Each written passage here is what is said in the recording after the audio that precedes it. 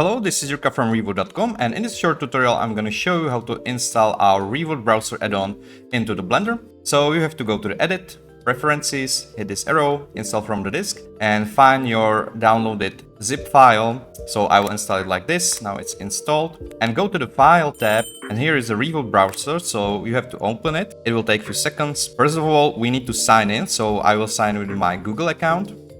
And now you are in. This is basically the direct integration of the Reawote library into the Blender. And what you can do here is just hit this download button and directly import those assets like textures, 3D models, or HDRIs. All is set. But first of all, what you have to do is set the folder path where you will store all of those assets. So I didn't do that yet. So I need to hit this change button.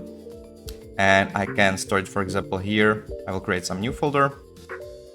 And now you can start downloading the assets. So this is basically how to install and set this Reawote browser in the Blender. And in the next video, which you can also find on the page where you downloaded this browser, I will describe all of the major features of this browser and how to use it properly in the Blender. Thank you for watching.